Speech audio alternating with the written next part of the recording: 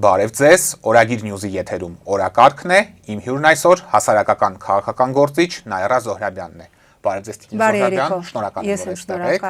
Տիկին Զոհրաբյան, երեք ձեր հարցազրույցներից մեկում դուք զգուշավոր լավատեսություն հայտնեցիք, որ մինչև մայիս ամիսը Ադրբեջանում պահվող մեր բոլոր գերիներն ու պատանդները կհայրենադարձվեն, այդ թվում Արցախի ռազմաքաղաքական ղեկավարության ներկայացուցիչները։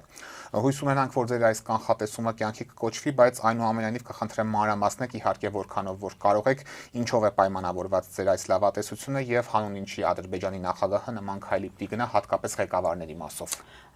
Տեսեք, մենք տեսնում ենք, որ մասնավորապես արևմուտքը ամեն ինչ անում է, որ Թրամփը ամեն ինչ անում է, որ ինքը դառնա այս տարածաշրջանում խաղաղության կնքահայրը եւ Վենսի այցը եւ նաեւ Վենսի աշխատակազմի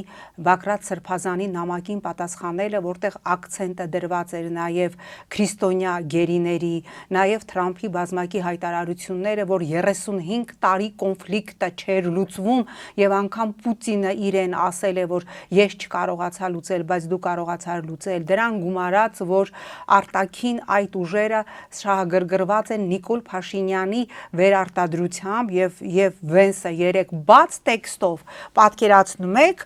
ռուսական որևէ պաշտոնյա բաց տեքստով այդպես ասեր, որ մենք շահագրգռված ենք գործող իշխանության վերարտադրությամբ, ստեղ հիմա կգնար ռուսի շպիոն, Կրեմլի ագենտ եւ այլն, երկու պաշտոնյա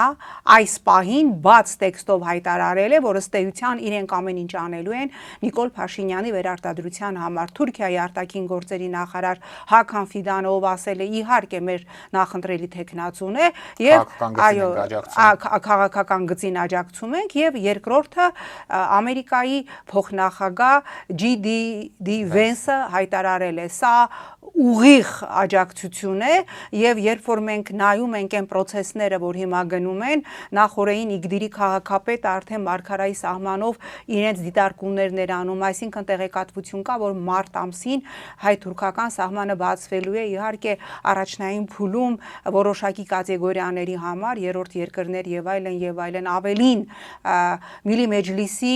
падգամավորներից մեկը, ով հենց Յենի Ադրբեջան կուսակցությունից է Ալիևը, այսինքն նշանակում է, որ առանց Ալիևի ինքը չէր կարող բերանը բացել եւ փակել, ասեց, որ այո, Ադրբեջանը պատրաստ է որոշակի ըստ էության հետ նահանջանել եւ հիմա ստորագրել խաղաղության պայմանագիրը, հստակ պայմանավորվածություն ունենալով, որ խորհրդարանական ընտրություններից հետո Նիկոլ Փաշինյանը իր վերընտրության դեպքում կպահի խոստումը եւ կփոխի։ Եթե այս ամենը գումարում ենք իրար եւ եթե նաեւ հիշում ենք, որ մայիս ամսին Հայաստանում կայանալու է Եվրոպական միության սամիթ, իսկ Եվրոպական միության համար ինչպես բազմիցս հայտարարել է հենց Կայասը, հենց Ուրսուլան, ըստ էության այս ռեժիմի վերարտադրությունը օդի եւ ջրի պես անհրաժեշտ է եւ նաեւ Ռուսաստանի ինադու ես շատ հավանական եմ համարում, որ արևմուտք եմ աջակցությամբ, որտեղ գերակա է լինելու Թրամփի դերակատարությունը, մեր ռազմագերիները, այդ թվում Արցախի քաղաքական էլիտան վերադառնան Հայաստան։ Ես հասկանում եմ ինչ է լինելու դրա գինը, բայց ես չեմ ուզում, որ հիմա մենք դա քննարկենք, որովհետև ես շատ ուզում եմ, որ այն մարդիկ, ովքեր 30 տարի պահել են անկախ Արցախ, որոնց հետ ԵԱՀԿ Մինսկի խմբի նախագահող երկրները եւ այդ թվում Միացյալ Նահանգները լեգիտիմ բանակցություններ են վարել, այսինքն նրանց լեգիտիմությունը ընդունել են, ես ուզում եմ, որ այդ մարդիկ վերադառնան եւ ես ունեմ զուսպ լավատեսություն, որ ԵՄ սամիթին ընթരാճ, նույնիսկ հիմա առաջիկա օրերին հենց այսօր Ռուբեն Վարդանյանի վերջի խոսքն է հնչելու, ես ավելի քան վստահ եմ, որ երբ որ դատարանը գնա խորհրդակցական սենյակ, 1-2 օրից հրապարակվելու է Ռուբեն Վարդանյանի վճիռը ՑՄԱ ազատազրկում, որովհետև եթե նայում ենք Ադրբեջանի քրեական օրենսգրքով Ռուբեն Վարդանյանին այնպիսի մեղադրանքներ ներկայացված մի քանի անգամ ավելի քան Լևոն Մնացականյանին, Բակո Սահակյանին, Արկադի Ղուկասյանին եւ մյուսներին, որոնց Դավիթ Իշխանյան, Բաբայան, Մանուկյան Դավիթներին, որոնց տվեցին ՑՄԱ, հասկանալի է, որ Ռուբեն Վարդանյանը եւս դատապարտվելու է ՑՄԱ ազատազրկման, բայց ես ունեմ լավատեսություն, որ մայիսին Հայաստանում կայանալիք ԵՄ գագաթաժողովին ընթരാճ բոլոր մեր ռազմագերիները ազատ են արձակվելու։ Հիմա դա կընկալվի բոնուս Նիկոլ Փաշինյանին ընտրական process-ից առաջ, ես կարծում եմ այո, այդպես էլ պիտի ընկալվի, բայց ինձ համար շատ կարևոր է, որ մարդիկ, ովքեր անկախ ազատ Արցախ են պահել եւ ովքեր հակարի կամուրջ գնացել են կամավոր, որովհետեւ նրանց ասվել է, որ եթե դուք չգաք, ապա այն արցախցիները, որոնք դեռ մնացել էին Արցախում, նրանք կգերեվարվեն, այսինքն նրանք բազմաթիվ տարբերակներ ունեին, տարբեր ճանապարհներով լքելով Արցախը, բայց գնացել, այո, առաջինը չեն լքել, կանացի հագուստով, թթվի կաստուրկի մեջ, այո, եղել են մարդիկ, ովքեր թթվի մեծ կաթսայով, կանացի հագուստով լքել են Բակո Սահակյանը, Արկադի Ղուկասյանը, Լևոն Մնացականյանը, Դավիթ Բաբայանը, ով ինքը կամավոր է գնացել, Դավիթ Իշխանյանը, Դավիթ Մանուկյանը, իրենք կամավոր գնացել են հակարի կամուրջ եւ հանձնվել են գերեվարության, հրաշալի իմանալով, թե ինչ է իրենց սպասվելու Բաքվի բերդում։ Այսինքն կարող ենք փաստել, որ Նիկոլ Փաշինյանի վերընտրության վրա բավականին բարձր խաղադրույքներ են կատարված եւ որևէ դին չի խնայվելու նույն արևմուտքը։ Ակնհայտ է, որ գիտեք հիմա Նիկոլ Փաշինյանը ինչքան էլ դիսկոտեկ անի, ինչքան էլ սրտիկներ անի, ինչքան էլ փորձի նաեւ երիտասարդությանը ներգրավել, որտեղ բոլոր սոցիոլոգիական հարցումներով նրա էլեկտորատը երիտասարդությունը չի, որը ցանկացած իշխանության շարժիչ ուժն է, նրա էլեկտորատը 50-60-անց հատկապես կանայք են, որոնց տեսակարար կշիռը բալզակյան պլյուս 30 տարի է, Բալզակյանը 35 է, իր էլեկտորատի կանայք մի 60-65 տարեկան են եւ այդ էլեկտորատն էլ նկատելիորեն նվազում է եւ հասկանալի է, որ իր այս քարոզչական տրուկները բոլոր հարցումները ցույց են տալի, որ բացարձակապես Նիկոլ Փաշինյանի վարկանիշը չի ավելացնում, ավելին այդպես կամ կայուն, դանդաղ, սահուն կերպով նվազում է եւ ակնհայտ է, որ արևմուտքը ջանք չի գործադրելու տարատեսակ բոնուսներով, տարատեսակ խթանիչներով, այդ թվում նաեւ ֆինանսական խթանիչներով, ֆինանսական ներարկումներով, ինչի մասին բաց հայտարարեց Կայա Կալասը, իրենք ամեն ինչ անելու են այս իշխանության վերարտադրությունը ապահովելու համար եւ դա տեսանելի է եւ պիտի անկեղծ այդ մասին խոսել, բայց դրանից չի պիտի ահաբեկվել, այլ պիտի ընդդիմությունը կարողանա ճիշտ մարտավարություն մշակել եւ փորձել հակադրել, ոչ թե sense նստած հիմա sense նայում եմ ընդդիմադիր ուժերը sense նստած կալկուլյատորը առած հաշվում են, թե որ այսքան լինի, որ դաշինքը լինի, որ դաշինքով չգնան 4% հավաքեն 5-6 падգամավոր կունենան, որ դաշինքով գնան կկարանան 8%-ը, թե որ կարանան քանի падգամավոր, սա ամոթ է, սա անպատվաբեր իրավիճակ անդիմադիր են քաղաքական ուժերի համար, ովքեր կռիվ են տալի Նիկոլի խորհրդարանում ընդդիմություն աշխատելու համար, այլ եթե կարողանան միավորվել գաղափարի շուրջ, որ խնդիրը մեկը պետք է լինի, կամ կարողանում եք այս իշխանությունը հեռացնել, կամ չեք ուզում այս իշխանության խորհրդարանում ընդդիմություն աշխատել, բանաձևը սա պիտի լինի։ Բայց չհասկացան, որ դա այդքան էլ գրավիչ աշխատանք չի, Տիկին Զոհրաբյան, նույն այս գործող խորհրդարանի օրինակով մենք հասկացանք, որ ազգային ժողովով Նիկոլ Փաշինյանին հեռացնելը անհնար է, ինչն է այդքան այդ մարդկանց ծխում, որ ամեն գնով ցանկանում հայտնվել է խորհրդարանում։ Շատ պարզ, գիտեք, ինձ զարմացնում էր, ես երևի չի ուզում այդ մասին խոսել, բայց պիտի խոսեմ, ես նայում եմ 3 միլիոն պարգևավճար ստացած ընդդիմադիր падգամավորները այնպիսի ոգևորությամբ էին քննադատում մի քանի օր առաջ պարգևավճարները, ասենց հարց էին տալի Նիկոլին, ասում էին ինչքան կարելի է պարգևավճար տալ, գիտեք, ես կարծում եմ, որ ամոթը ինքը շատ լուրջ կատեգորիա է եւ այդ մասին կարող էր խոսել են падգամավորը, ով ոչ թե այդ պարգևավճարը ստացել է, հետո կրուտի տարել, կներեք այս բարի համար, թե ինքը դա բարեգործության վրա է ծախսել, ինչին ես իհարկե չեմ հավատում, կարող է 3 միլիոնից 50 կամ 100 հազարը ուղղել են որևէ սոցիալական խմբի որևէ կարիքի, բայց ամոթ հաստանալ պարգևավճար եւ հետո հերոսական ճամարտակումներ անել պարգևավճարների անընդունելիության մասին, երբ որ երկրում այսքան սոցիալական խնդիրներ կան, երբ որ թոշակառուն չի կարողանում հաց գնել եւ կարտոֆիլ գնել, հիմա ինչի են ուզում Նիկոլի խորհրդարանում падգամավոր աշխատել, որ այդ գործողումներից չզրկվեն, պարգևավճարներից չզրկվեն։ Ես ասում եմ, ես դառնալու եմ այն սանիտարը, ես եւ իմ նման մարդիկ դառնալու ենք այն սանիտարը, որ հասարակությանը ներկայացնելու ենք, ահա այդպիսի ընդդիմադիրների իրական դեմքը, ում նպատակը որևէ ցուցակ խցկվելն է եւ իրենց պորտաբույծ գոյությունը շարունակելն է։ Թույլ չենք տալու։ Ինչքանով կհաջողվի մեզ, կարծում եմ կհաջողվի։ Նույն Վենսի այցի համատեքստում մենք տեսանք, որ նա այսօր Ծիծեռնակաբերդի հուշահամալիր այցելեց, բայց Վենսին ուղեկցող ամենաբարձր պաշտոնյան Ժաննա Անդրեասյանն էր։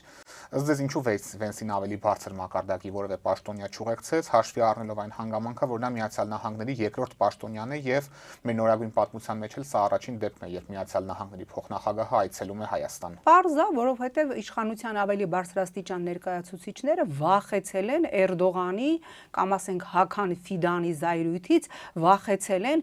փչացնել իրենց վերարտադրության հնարավորության մի խողովակը Թուրքիայի աջակցությունը եւ բնականաբար ամեն ինչի պատրաստ Ժաննա Անդրեասյանին են կցել այո նման բարձրաստիճան պաշտոնյային Ծիծեռնակաբերդ ուղեկցելու։ Սա շատ ակնհայտ է, հիմա թե իրանք ինչ կասեն, ոնց կֆռացնեն, իրականությունը այն է, որ իրենք ամեն ինչ անում են ցեղասպանության թեման այսպես փակելու համար, թաղելու համար եւ իրենք շարժվում են այն օրակարգով, ինչը ցավոք սրտի թելադրվում է Թուրքիայից եւ Ադրբեջանից։ Ոտքին Զորաբյան, ձեր խոսքում դուք Վենսի հայտարարությանը անդրադարձաք, ով նշեց, որ ընտրություններում ինքը աջակցում է Նիկոլ Փաշինյանին։ Կխնդրեմ դուք գնահատական տակ այս հայտարարությանը որպես ընդդիմադիր գործիչ, արդյոք սա անխուսափելի է դարձնում Նիկոլ Փաշինյանի հաղթանակը ընտրություններում, թե այնուամենայնիվ ինչ-ինչ ճանապարհներ կան նրան հեռացնելու։ Ես զուգահեռ նաև նշեմ, որ ԿՊԱ-ականները հատկապես այս հայտարարությունից հետո սկսել են վստահություն հայտնել, որ իրենք հաջորդ խորհրդարանում ոչ միայն մեծամասնություն ունենալու, այլ նաև սահմանադրական մեծամասնություն, որը 2/3-ի մասին է արդեն։ Գիտեք, շատ բարդ է ընդդիմության համար լինենք անկեղծ, այսպիսի աջակցության պայմաններում Եվրամիության, Միացյալ Նահանգների, Թուրքիայի, Ադրբեջանի աջակցության եւ Ռուսաստանի տոտալ լոյալության պայմաններում, այսպես է, հասկանալի է, որ ստարտային պայմանները ոչ միայն հավասար չեն, այլև Նիկոլ Փաշինյանի ստարտային պայմանները ինքը արդեն ճանապարհի կեսը անցել է, այս արտաքին քաղաքական աջակցությամբ, այս վարչական ռեսուրսներով, այս ամեն ինչով իսկ ընդդիմությունը պիտի կարողանա դեռ այդ ճանապարհին մոտենալ, բայց եթե մենք ելնենք այն մեկնակետից, որ ասում է շեֆ, всё пропало, ոչինչ հնարավոր չէ, ուրեմն ընդդիմադիր ուժերը պիտի մի հատ հաշվարկեն իրենց հնարավորությունները, իրենց պոտենցիալը։ Ես էլի եմ կրկնում, եթե նպատակը Նիկոլի խորհրդարանում ընդդիմադիր падգամավոր աշխատելը չէ, համատեղ հայտարարություն անեն եւ ընդհանրապես հրաժարվեն այս ընտրական մարաթոնին մասնակցելուց։ Հիմա սա կասեն, դե չէ, պետքա փորձել, դե չէ, գիտ մի անգամ փորձեցիք, տեսանք ինչ եղավ։ Հասկանում եք, այսինքն սա էլ է տարբերակ, հաշվարկել հնարավորությունները, գնահատել ռիսկերը, գնահատել են աջակցության հսկայական ծավալը, որ ունի իշխանությունը եւ հասկանալ այս մարտավարությունը ինչպես դասավորել սեփական ճանապարհային քարտեզը ռեալ այլընտրանք ձևավորելու համար։ Եթե այդ ռեալ այլընտրանքը չի ձևավորվելու եւ սենց գնալու են ընդամենը մալչիկ դլա բիծիա աշխատեն, ինչպես աշխատում են, մանդատ փախցնելու են գնալու, ապա ինձ համար ցավոք սրտի դա հասկանալի չէ։ Իսկ բուն ձևաչափերի մասով ձեզ համար որ ձևաչափերով մասնակցելը առավել արդյունավետ կլինի, մենք տարբեր տեսակետներ ենք լսում, օրինակ Էդմոն Մարուքյանը առաջարկում է, որ մեկ միասնական ընդդիմադիր բլոկ ստեղծվի, մյուս ընդդիմադիրները նշում են մի քանի խոշոր միավորներով մասնակցեն, ձեր տեսանկյունից։ Ես կարծում եմ մի քանի խոշոր միավորը ավելի արդյունավետ է, ինչու, որովհետև ինքը շատ սիրուն է հնչում մեկ միասնական դաշինքով մասնակցելը, որը եթե հնարավոր լիներ, իհարկե դա ջախջախիչ կլիներ դրական իմաստով, բայց դա ուղղակի հնարավոր չի, որտեղ մենք գիտենք, որ մեր ընդդիմադիր դաշտում կան ուժեր, որոնք իրար ավելի շատ են ատում փոխադարձաբար, քան Նիկոլ Փաշինյանը, եւ դա ուղղակի հնարավոր չէ, բայց ես կարծում եմ 2-3 մեծ բլոկներով մասնակցելը կարող է լինել արդյունավետ, բայց ես էլի եմ կրկնում, ընդդիմությունը իր հնարավորությունները, իր շանսերը եւ իր մահապարտ լինելու, մահապարտ ես չեմ ասում, որ գնամ մեռնեն, ես նկատի ունեմ զուտ գաղափարով, որ պատրաստ են գնալ միջև վերջ, այս իշխանությունը փոխելու համար, ոչ թե պատրաստ են գնալ միջև վերջ, մանդատ պրճոկելու համար։ Առ այս պահը ես տեսնում եմ, ես հետևում եմ, չէ, թե ինչ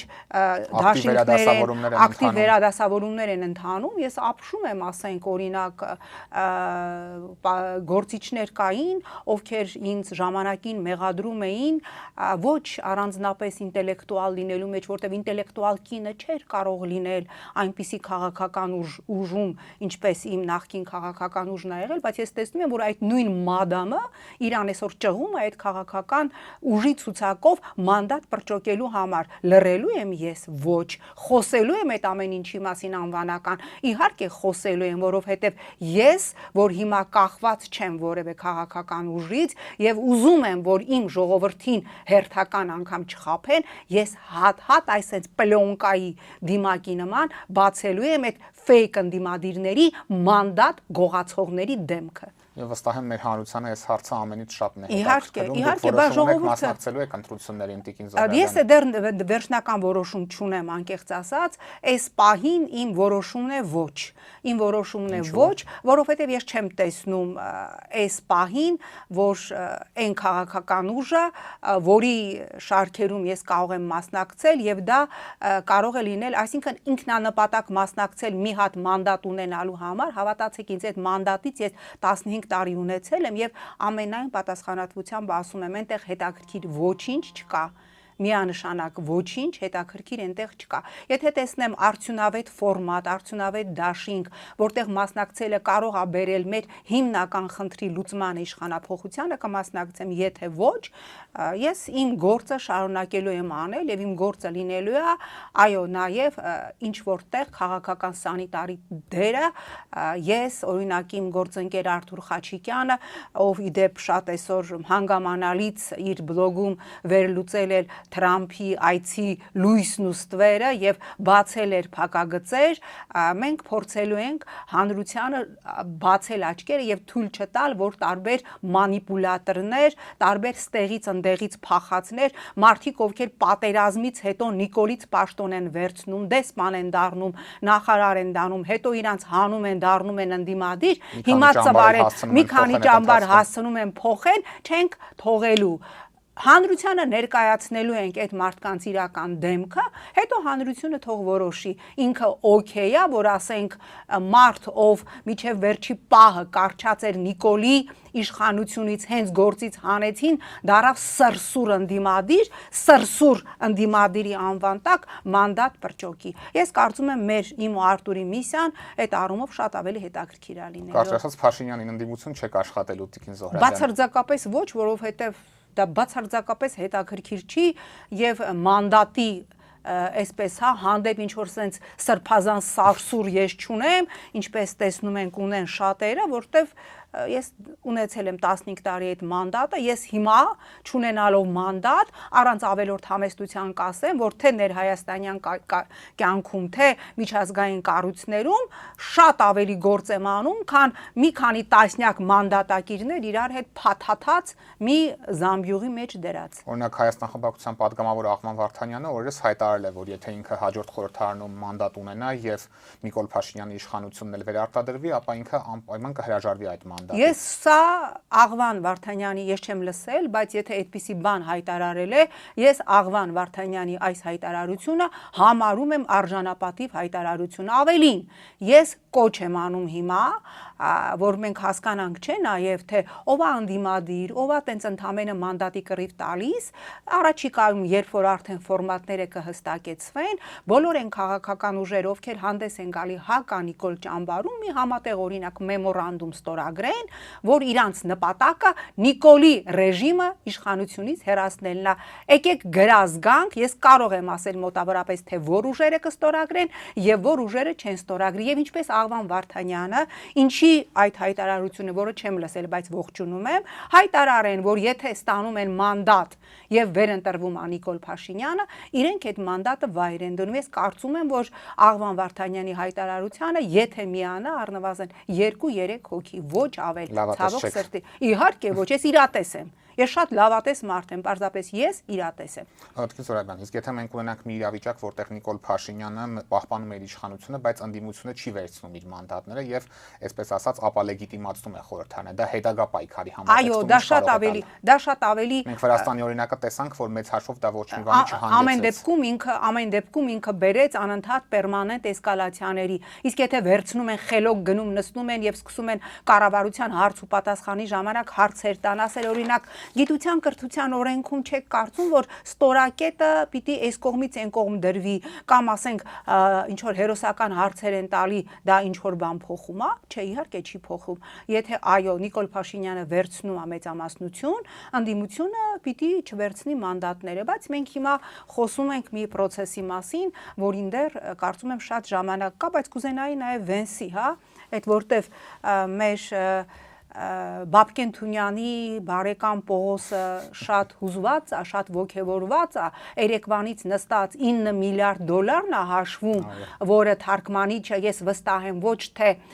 թյուրիմացաբար, այլ միտումնավոր թարգմանեց ներդնում, իմ շատ սիրելի Պողոս ջան, Բաբկեն Թունյանի հարևան, 9 միլիարդի ներդրում Միացյալ Նահանգները չի անելու, որ դու էլ քո պահարանի կողքի դարակը բացել ես, որ այդ 9 միլիարդից քո փայը դնես։ Ինչի մասին է խոսքը։ Ոչ թե 9 միլիարդ ներդրում, ինչը թարգմանիչը վստահաբար միտումնավոր թարգմանեց, արտահանում բառը թարգմանեց ներդրում, այլ սա ընդամենը 9 միլիարդ արտահանման մասին է, առաջի փուլում 5 միլիարդ, երկրորդ փուլում 4 միլիարդ եւ այդ արտահանումը, այդ որ իրանք արտահանելու են, ով է փակելու այդ գումարը։ Ես հիմա կարամ ասեմ, իմ սիրելի Պողոս ջան, դա կարծում եմ վերաբերելու է մոդուլային ատոմակայաններին եւ այդ արտահանումը առաջի փուլում 5, հետո 4 միլիարդի էներգետիկ տարբեր պայմանագրերի համար փակելու է հպարտ եւ անկոտրում Պողոսը։ Ինչ անելու կարող է մի հատ էլ էլի մի քանի հատ էլ վարկ ձևակերպեն։ Դա արտահանում է, որը փակելու ենք մենք։ Մոդուլը գուցե մեծացման ճանապարհով։ Արտաքին պարտքի մեծացման ճանապարհով եւ նորից պիտի կնեմ, մոդուլային ատոմակայանի փորձ Միացյալ Նահանգները չունի որևէ երկրում եւ Հայաստանը առաջի փորձադաշտն է լինելու, որտեղ փորձարկվելու է դա, մեր էներգետիկ ինքնիշխանությունը եւ անկախությունը սատկացնելու են, որտեղ 15 տարի եվրոպական բոլոր կառույցներում ադրբեջանցի եւ թուրք падգամավորները լացում էին, որ մեծամորից եկող քամին բերում է ռադիացիա, մենք հեսա կմեռնենք եւ այլն, այսինքն նրանց օրակարգը դա հենց ատոմակայանի փակումն էր, իսկ մոդուլային ատոմակայանը ինքը ռիսկային է եւ կրկնում եմ աշխարհում նույն Միացյալ Նահանգները մոդուլային ատոմակայանի փորձ չունի եւ առաջին էքսպերիմենտը անելու է Հայաստանում եւ մի բան էլ, հա, որ սենց ասում են տեսակ, էս ինչ եղավ, երեկվանից մի հատ նայում ենք, էս ֆեյքերի պողակը խոդի են տվել, սենց գրում են եւ այլն, արտադրելու են չիպեր եւ զայրադշնիկներ Հայաստանում, իսկ երեկվանից Ադրբեջանում է Հիմա կարդամ կազմակերպությունների անունները ամերիկյան պատվիրակության կազմում, առևտրային, այո, ուրեմն Մետան, ուրեմն Վիզան, Boeing Global-ը, Marriott-ը, Mastercard-ը, Motorola-ն, Coca-Cola-ն, Morgan, այսինքն ամերիկյան խոշորագույն կազմակերպությունները հենց հիմա Բաքվում պայմանագրեր են կնքում, որովհետև վաղը Վենսը մեկնելու է Բաքու, իսկ այստեղ մեզ տեղեկացնում են, որ մենք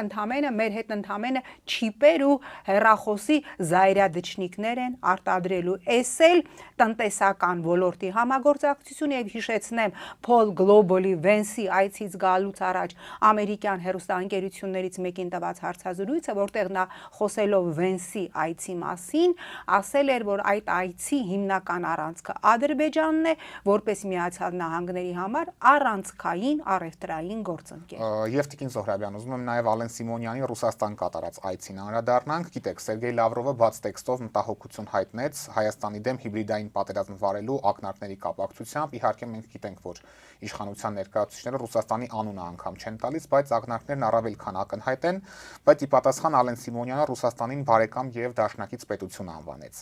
Ինչ եք կարծում, արդյոք սա նշանակում է, որ գործող իշխանությունը այս կերպ փորձում է իր վերարտադրության հարցում Ռուսաստանի կանաչ լույսը ստանալ կամ առնվազն լոյալությունը ստանալ։ Ես օրինակ հիշում եմ, որ 21 թվականի ընտրություններից առաջ հայտարարում էին նույն Ալեն Սիմոնյանը, որ իրենք ամենառուսամետ իշխանությունն են Հայաստանի պատմության մեջ։ Ես մնում եմ այդ կարծիքին, հիմա գուցե շատերին ինձ կկարկոծեն, ասեն ոնց, բաց չտեսար Մարգարիտա Սիմոնյանը ինչ է ասում, Սալավյովը ինչ է ասում, ես այդ վատ պրոպագանդիստները ինձ բացարձակապես չի հետաքրքրում, ես շարունակում եմ պնդել, որ այս իշխանությունը ունի Ռուսաստանի ժամանակին տոտալ աջակցությունը, հիմա առնվազն շատ դրական լոյալությունը եւ դա փաստ է եւ պատահական չէ, որ ոչ Ալեն Սիմոնյանը, ոչ Նիկոլ Փաշինյանը Ռուսաստանի այցերի ժամանակ հենց պիտոմ այդ այցերը շատ ակտիվ են, այո, շատ ակտիվ են, երբ որ այստեղ ներքին լսարանի եւ արևմուտքի լոշտակները շոյելու համար խոսում են հիբրիդային պատերազմից,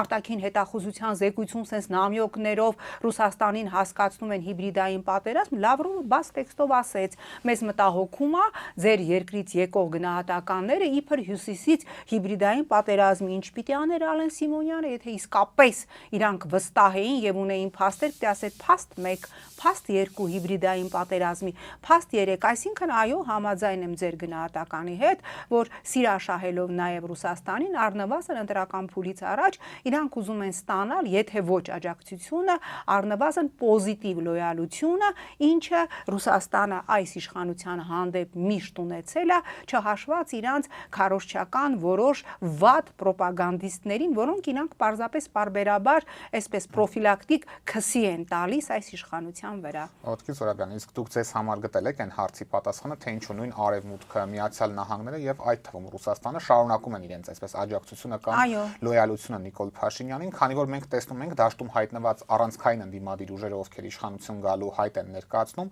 այսպես բաց տեքստով հայտարարում են, որ մտադիր չեն Փաշինյանի ստանձնած պարտավորությունները չեղարկել, նույն Թրամփի ուղու եւ մնացածի մասով։ Ինչու է այս ամենի ֆոնին այս աջակցությունը շարունակվում։ Որովհետեւ ինքը հարմար է բոլորին։ Գիտեք, երբ մի իշխանություն, որի օրակարգը սեփական երկրի շահի սպասարկումը չի, այլ են հայտնի ֆիլմ կար,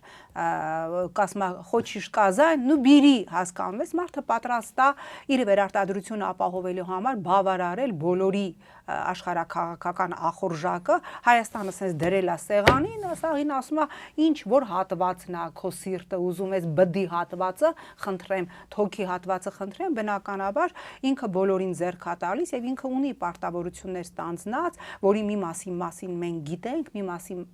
մասին չգիտենք, բնականաբար ինքը այդ պարտավորությունները պիտի հասցնի, բայց քանի որ խոսեցինք ատոմակայանից, ուզում եմ հիշեցնել, որ այն գումարը, որ հիմա այս մոդուլային ատոմակայանի համար հաշվարկեց Վենսը, ուզում եմ հիշեցնել, որ Չինաստանը դեռ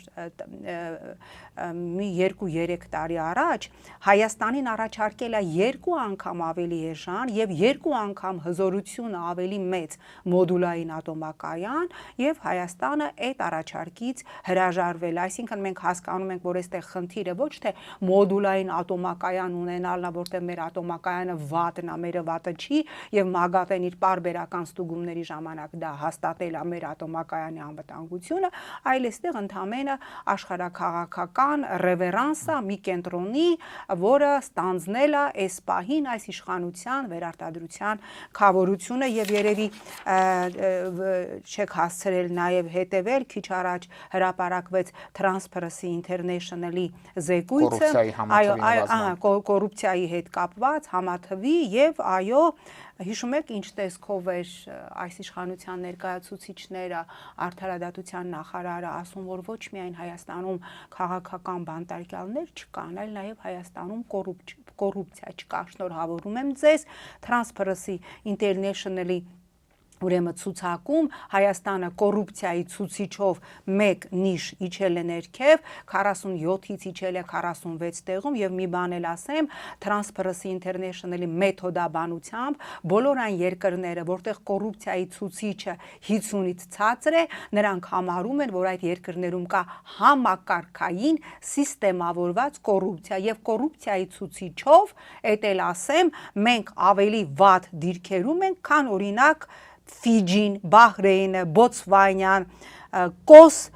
Կապովեդեսը, Բարբադոսը եւ Ռուանդան։ Այո, հավատացնում եմ ձեզ։ Այո, հա, ես էլ դժվար կարդացի անունները, այդ երկրները կոռուպցիայի ցուցիչով շատ ավելի բարձր են, քան իր դիրքերը ըստ Transparency International-ի կոռուպցիայի ցուցիչով նվազեցրած Հայաստանում։ Եվ քանի որ արդարադատության նախարարի խոսքը հիշեցրեցիք, ես այսօր մամուլում հանդիպեցի, որ վերջինիս նախաձեռնությամբ նույն սահմանադրական բարեփոխումների շրջանակներում առաջիկայում նախատեսվում է վիրավորանքի եւ ատելության խոսքի տարածումը համացանցում քրեականացնել եւ բավականին ծանր պատիժներ նախատեսել, այդ թվում տուգանքի տեսքով, ինչպես է սա գնահատում, որքանով է սա հարիր առհասարակ ժողովրդավարական պետությանը, որին մենք հավակնում ենք։ Տեսեք, այս ամենը ինչ որ անում է, ես շատ կողմ եմ, իդեպ սա առաջի դեպքն է, որ ես ծափահարում եմ արդարադատության նախարարին, որ ատելության խոսքը եւ հայհոյանքը տուգանվի, բայց հարց այդ ձեր ֆեյքերին ո՞նց եք տուգանելու։ Նախորդին ես օրինակ նայում էի մի լրատվականում Նարեկ Սամսոնյանի մասին, որին անվասայլակով բերեցին դատարանի դահլիճ, այդ պահին 409 մեկնաբանություն կար, չեմ զլացել 499-ից մոտ 200-ը կարդացել եմ ատելություն, անեծք, հայհոյանք եւ այդ 200-ն էլ ֆեյք էին։ Ինչ եք անելու։ Տիկին նախարար, քանի անգամ եմ ես անգամ падգամավոր եղած ժամանակ ձեր շատ տիտուլավոր հանրահայտ ֆեյքերի դեմ դիմել իրավապահ համակարգին եւ նույնիսկ մատնանշել են, որ ըստ օդում կախված լուրերի, որ թլիկ падգամավորներն են աշխատացնում այդ ֆեյքերը, կրկնում եմ, ըստ օդում կախված լուրերի, ինձ 20 անգամ տարեր բերել են, ասել են դե ֆեյք է, չենք կարա բացահայտել։ Դա ձեզելա առաջինը 18 թվականի ընտրություններում այդ այլանդակ ֆեյքային համակարգը կիրառվեց իր դեմ։ Այո, ես կողմ եմ, որ չլինի հայհոյանք, ես կողմ եմ, որ չլինի ատելություն, բայց մենք հասկանում ենք, չէ, ինչի համար այս իշխանությունը սա անում, որ ընտրական process-ում օրինակ ես ասեմ, այս իշխանությունը հոգնի, որտեղ բոլորը զզվել են, ասեն, զզվել է ատելության խոսքա, դե արի մի 600,000 տուգանվի։ Սա դրա համար է։ Վեհապարի նկատմամբ ֆիզիկական հաշվեհարդարի կոչելանողները կմնան անպատիժ։ Իհարկե կմնան, ստից իբր քրեական գործ կհարուցեն, այդ քրեական գործը կորավ գնաց, իսկ այդ գլուխ ջարդելու կոչանողը իմ տեղեկություններով շարունակում է իր այդ իդեյաներով ապրել։ Այսօր քաղաքացուն խոշտանգած ոստիկանն է տնային կալանքի տակ, նույն Միքայել Սրբազանն է։ Այո, Միքայել Սրբազանն է տնային կալանքի տակ։ Յուրօրինակ ժողովրդավար երկրում ենք ապրում։ Այո, սա է իրականությունը, ցավոք։ Շնորհակալ եմ, Զոհրաբյան։ Օրակարգն այսօր այսպիսին էր, այն ամփոփեցինք հասարակական քաղաքական գործիչ Նայարա Զոհրաբյանի հետ։ Կհանդիպենք։